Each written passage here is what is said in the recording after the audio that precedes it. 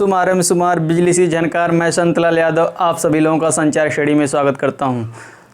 दोस्तों, आइए जिस टॉपिक की हम लोग बात करेंगे वो टॉपिक बहुत ही आज बेहतरीन टॉपिक है और हम आप लोगों को बहुत ही बेहतर तरीके से आज बताने का प्रयास करेंगे। देखिए आज टॉपिक क्या है, बहुत ही रोमांचक टॉपिक है और इस टॉपिक को आप लोग देखकर बहुत ही प्रसन्न हो जाएंगे। और देखिए क्या बहुत इंपॉर्टेंट टॉपिक है आपके लिए लाया हूँ। क्या है, देखिए स्टैटिक्स से आपके एग्ज़ाम में हर एक एग्ज़ाम में 1 से 2 क्वेश्चन देखने को मिल जाएंगे और ये टॉपिक बहुत ही बेहतरीन टॉपिक होता है। और इसमें देखिए क्या क्या होता है स्टैटिक्स में। माध्य होता है, माध्यिका होता है, बहुलक होता है, परिसर होता है, प्रसरण होता है, मानक विचलन होता है, विचरण गुणांक। माध्य क्या होता है, माध्यिका क्या होता है, बहुलक, ये सब आप लोगों को बता रहे हैं। देखिए स्टेप बाय स्टेप आपको बताएंगे। और एक क्वेश्चन है, देखिए इसी क्वेश्चन का आप पोस्टमार्टम करेंगे। आज इस क्वेश्चन का पोस्टमार्टम करेंगे। तो दोस्तों देखिए इसी क्वेश्चन को, इसी प्रश्न का हम पोस्टमार्टम करेंगे। इस प्रश्न को पोस्टमार्टम करेंगे बहुत ही बेहतर तरीके से कि सब इसी क्वेश्चन पे बताएंगे आपको इस पे क्या होता है। देखिए माध्य क्या होता है, माध्य क्या होता है, सभी संख्याओं का योग बटे कुल संख्या। अब देखिए इस पे माध्य क्या है, इसका माध्य क्या है। अगर इसका माध्य निकालें हम, इसी को औसत भी कहते हैं। औसत या माध्य दोनों एक ही चीज़ होती है, या औसत बोलें या माध्य दोनों एक ही। सभी औसत बराबर भी वही होता है, सभी संख्याओं का योग बटे कुल संख्या। माध्य बराबर भी वही होता है, कुल संख्याओं का योग बटे कुल संख्या। अब देखिए कुल संख्याओं का योग क्या है, यहाँ पे अब हल देखेंगे। यहाँ पे माध्य क्या हो जाएगा, माध्य कुल संख्याओं का योग, कुल संख्याओं का योग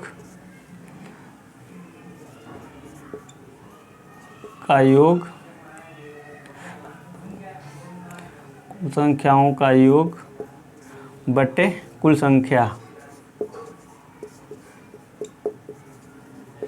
कुल संख्या, अब देखिए दोस्तों कुल संख्याओं का योग कितना है, 13 11 जोड़िए, 13 11 जोड़ेंगे कितना, 24 24 36 और 30 और 20, 30 20 आपका हो जाएगा 50, 50 10 60 20 80, आपका 80 हो गया। टोटल संख्याएं कितनी हैं, 2 2 4 2 6 2 8, 8 संख्याएं हैं।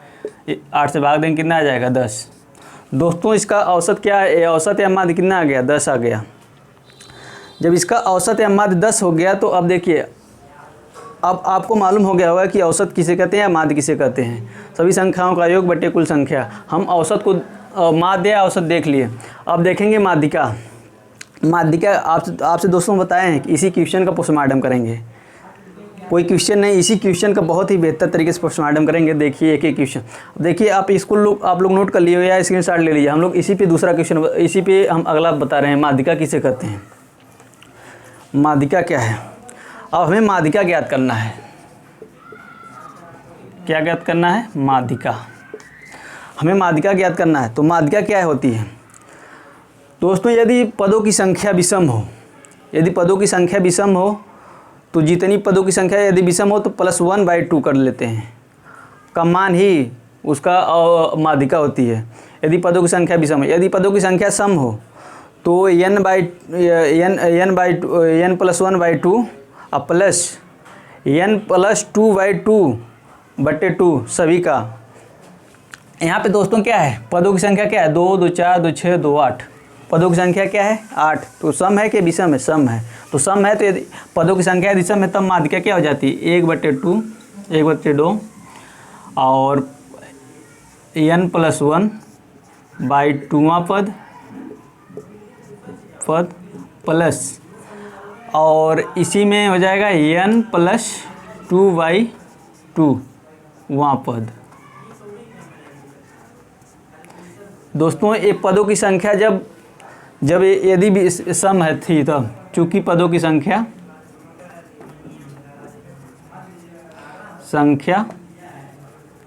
क्या है, सम है। चूंकि पदों की संख्या सम है, यहाँ पे नहीं दिख रहा होगा आप लोगों को। यहाँ पे क्या है, पदों की संख्या लिख देते नीचे, पदों की संख्या क्या है, सम है। चूँकि दोस्तों पदों की संख्या सम है तब हमें भी फार्मूला लगाएंगे। यदि पदों की संख्या विषम होती तब क्या सिर्फ इतना रहता है n +1/2वां पद और वही हमारा ए न 1/2 रहता, सिर्फ इतने रहता, n + 1/2 पद जो मान रहता वही हमारा माध्यिका हो जाती। तो माध्यिका अब देखिए क्या है दोस्तों, माध्यिका, हाँ एक बात ध्यान रखिएगा आप लोग, पहली बात कि माध्यिका निकालते समय संख्याओं को या तो आरोही क्रम में कर लीजिए या तो आरोही क्रम में कर लीजिए। आरोही क्रम क्या होता है, अवरोही क्रम क्या होता है? आरोही क्रम होता है बढ़ते क्रम में, पहले छोटी संख्या लिखेंगे, उसके बाद उससे बड़ी, उसके बाद उससे बड़ी, उसके बाद उससे बड़ी। लेकिन अवरोही में क्या होता है, पहले सबसे बड़ी संख्या लिखेंगे, फिर उसके बाद छोटी, फिर उसके बाद छोटी, फिर उससे मतलब सबसे पहले आरोही में। अब देखिए चाहे इसको या तो आरोही कर लीजिए या तो अवरोही कर लीजिए, तो हम आरोही क्रम में लिख देते हैं, आरोही क्रम में, आरोही क्रम। जब आरोही क्रम में लिखेंगे तो क्या हो जाएगा, पहले सबसे पहले क्या लिखेंगे, सबसे पहले सबसे छोटी लिखेंगे। तो यहाँ पे सबसे छोटी क्या है, 4 है, फिर उसके बाद क्या है, 6 है, 6, फिर उसके बाद 6 कितनी बार, 1 2 3 बार, 6 है। फिर क्या आ जाएगा, 6 के बाद क्या है, 6 के बाद आपका 11 है, इसके बाद क्या है, 13 है, फिर इसके बाद 14 है, फिर इसके बाद क्या है, 20 है। दोस्तों आरोही क्रम हम निकाले सबसे छोटी, फिर उसके बाद उससे बड़ी, उसके बाद लास्ट में सबसे बड़ी लिखेंगे, आरोही क्रम हो गया। तो अब दोस्तों इसकी माध्यिका निकालेंगे। अब देखिए ये 1/2 n + 1/2 पद, n का मान कितना है, पदों की संख्या कितनी है टोटल, 8 में 2 से भाग देंगे, कितना आएगा, 4, चौथा पद मतलब 4वां पद, प्लस n + 2 पदों की संख्या कितनी है, 8, और उसमें 2 जोड़ेंगे 10, 10 में 2 से भाग देंगे 5, तो 5वां पद, 5वां पद। अब देखिए 1/2, अब देखिए चौथा पद इस संख्या में आरोही क्रम में जो लिखेंगे उस संख्या में देखेंगे, ना कि इसे आंकड़ों में देखेंगे। जो हम इस संख्या लिखे हैं आरोही क्रम में, आरोही इसमें देखेंगे। तो अब देखिए चौथा पद क्या है, 1 2 3 4 6, प्लस 5वां पद क्या है, अब देखिए 2 2 4, 5वां पद क्या है, 11 है। अब 11 + 6 जोड़ेंगे क्या है, 17 आ जाएगा। तो 17 में 2 से भाग देने कितना आ जाएगा, 2 × 8 = 16, 8.5। दोस्तों ये हमारी माध्यिका हो गई, ये हमारी माध्यिका हो गई। माध्यिका कैसे निकालते हैं आप लोग बहुत ही बेहतर तरीके से देख गए होंगे।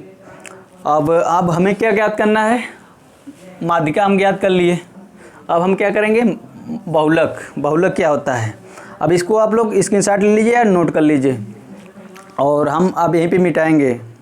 आप लोग अगला क्वेश्चन देखिए। दोस्तों हम लोग क्या देखेंगे, माध्यिका हमने पढ़ लिया अभी, अब क्या देखेंगे, बहुलक। बहुलक क्या होता है दोस्तों, बहुलक वो संख्या होती है, दिए गए आंकड़ों में जो संख्या सबसे अधिक बार आती है वो उसे बहुलक कहते हैं।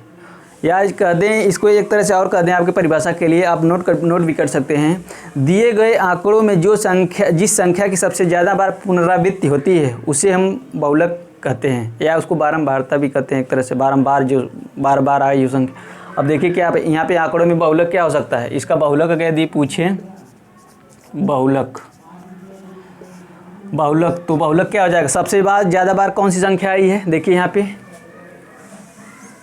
6, 1 2 3, 6 कितनी बार आया, 3, बाकी संख्याएं कभी एक ही बार आई हैं, तो बहुलक आपका क्या हो जाएगा, 6।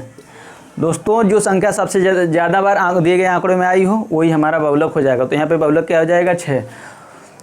किसी तरह किसी भी प्रश्न में यदि बहुलक पूछता है तो यदि उसको दिए गए आंकड़ों में जो संख्या सबसे ज़्यादा बार अधिक बार आती हो वही बहुलक हो जाएगा। तो अब दोस्तों हम बहुलक भी देख लिए। परिसर, परिसर क्या है दोस्तों, दिए गए आंकड़ों में सबसे अधिकतम मान और माइनस सबसे न्यूनतम मान का अंतर ही हमारा परिसर होता है।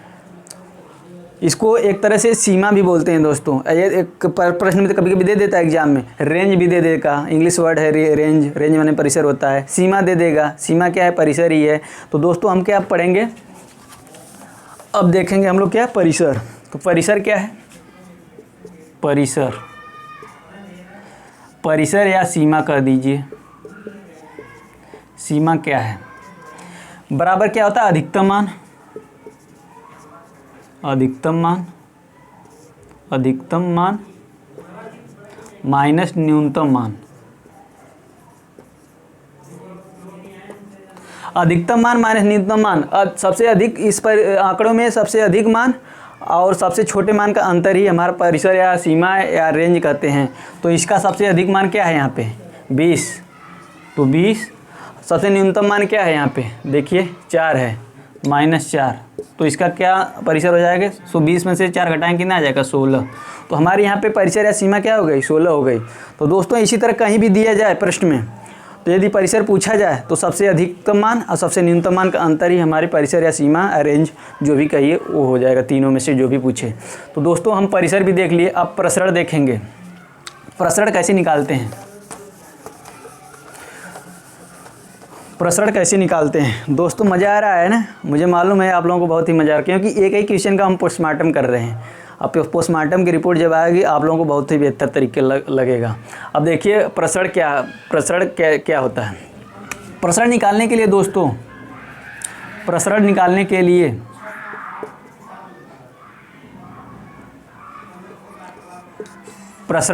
लिए दोस्तों पहले हमें औसत निकालना पड़ेगा। औसत क्या होता है, औसत क्या होता है। औसत हम अभी आप लोगों को निकाल कर इसका बताए हैं, कितना आया था औसत। आपको इसको जोड़े थे कितना आया था, आपका 80 आया था। 80 में कितने से भाग दिए थे 8, तो कितना आया था 10। ये औसत आया था, औसत या माध्य जो भी कहिए, माध्य। इसका माध्य हमें मालूम होना चाहिए प्रसरण ज्ञात करने के लिए। तो इसका माध्य कितना आया था 10 आया था। तो अब प्रसरण ज्ञात करने के लिए प्रसरण ज्ञात करने के लिए दिए गए औसत में इस संख्या को बारी बारी से घटाकर उसका वर्ग करते हैं। तो यहाँ पे देखिए 10 में से 13 घटाइए कितना आएगा -3 आएगा। तो -3 का वर्ग करेंगे कितना 9, अब वर्ग करेंगे तो माइनस हट जाएगा तो 9 हो जाएगा। 9 प्लस इन सभी का मतलब औसत में से सभी संख्याओं को बारी बारी से घटाकर उनको जोड़ते जाएंगे। अब बटे कुल संख्या से भाग दे देंगे, वही हमारा प्रसरण निकल जाएगा। तो यहाँ पे 10 में से 13 घटाएंगे -3, 3 का वर्ग करेंगे 9 हो जाएगा।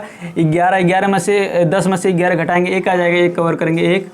10 में से 6 घटाएंगे 4 आ जाएगा, 4 का वर्ग करेंगे 16 प्लस। और 10 में से 14 घटाएंगे कितना आ जाएगा 4, 4 का वर्ग करेंगे 16 प्लस। और 10 में से 6 को घटाएंगे कितना आ जाएगा 4, 4 का वर्ग करेंगे 16 प्लस। अब 10 में से 4 को घटाएंगे कितना आएगा 6, 6 के 36 प्लस।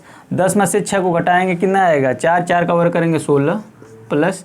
10 में से 20 को घटाएंगे -10 और उसका वर्ग करेंगे कितना आ जाएगा 100 बट्टे कुल संख्या कितनी है 8। आप दोस्तों इसको जोड़ लीजिए 16, 16 32 और 43, 16 चौको 64, 64 36 जोड़ेंगे कितना 100 हो जाएगा।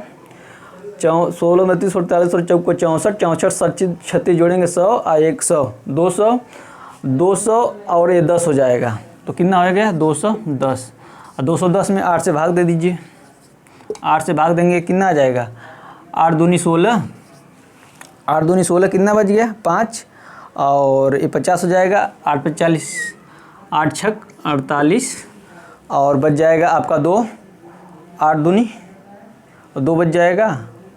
और नहीं देखिए 8 दूनी 16 और 16 5 हो जाएगा, 50 हो जाएगा। और 50 8 छक 48 बच गया आपका 2 और 8 दूनी 16 और 8 पचे 40। दोस्तों 26.25 आ जाएगा आपका क्या प्रसरण आ जाएगा। तो प्रसरण हम इस तरह निकाल लिए दोस्तों। इनके औसत में से इसके माध्य औसत में से इसको घटाकर उसका वर्ग करके सभी को जोड़ लेंगे, फिर जितनी टोटल संख्या है उससे भाग दे देंगे। अब भाग देने पर जो आएगा वही हमारा प्रसरण हो जाएगा। दोस्तों हमने प्रसरण देख लिया, दोस्तों प्रसरण हमने देख लिया। अब देखेंगे हम क्या मानक विचलन। मानक विचलन कैसे निकालते हैं दोस्तों। मानक विचलन निकालने के लिए मानक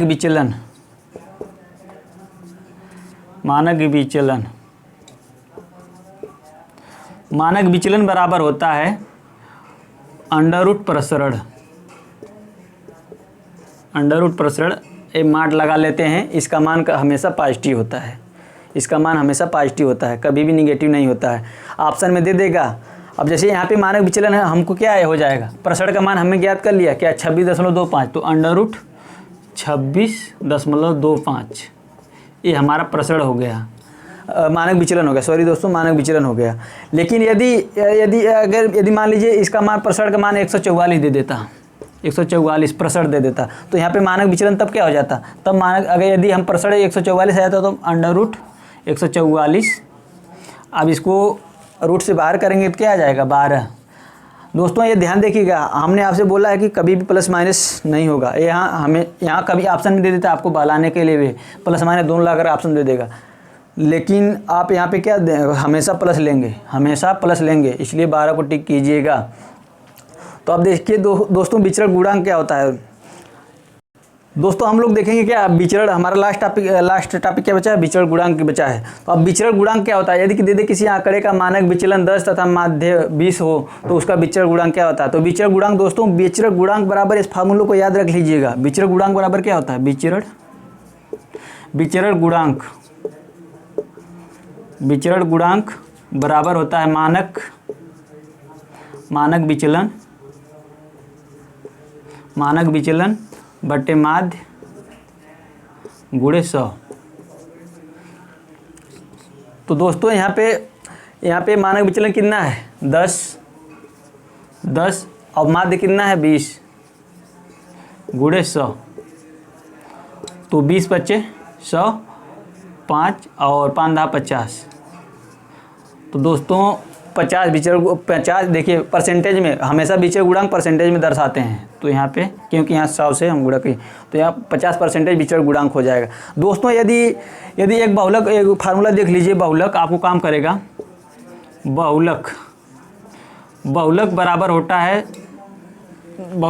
होता है 3 गुणे माध्यिका माइनस 2 गुणे माध्य। दोस्तों इस फार्मूले को आप याद कर लीजिएगा। यदि हमें माध्यिका और माध्य दिया हो तो बहुलक हम कैसे निकाल सकते हैं। दो चीज़ें दी हो, या तो बहुलक दिया हो, माध्यिका दिया हो, तो माध्य पूछ दे तो हम ज्ञात कर सकते हैं, और माध्यिका पूछा हो, माध्यिका अगर पूछ दे, अब माध्य और बहुलक दिया हो तो माध्यिका हम ज्ञात कर सकते हैं। दोस्तों इसमें बहुत आसान है तरीका याद करने का। देखिए बहुलक बराबर क्या होता है 3 गुणे माध्यिका क्या सबसे बड़ी लग रही है ना, तो 3 इसके साथ हो जाएगा। अब माइनस 2 गुणे माध्य छोटा लग रहा है तो इसके साथ 2 हो जाएगा, इसलिए आप याद कर सकते हैं बहुत ही आसानी तरीके से। दोस्तों ठीक है, आज के लिए यहीं पे। Thank you, all the best, okay, bye bye.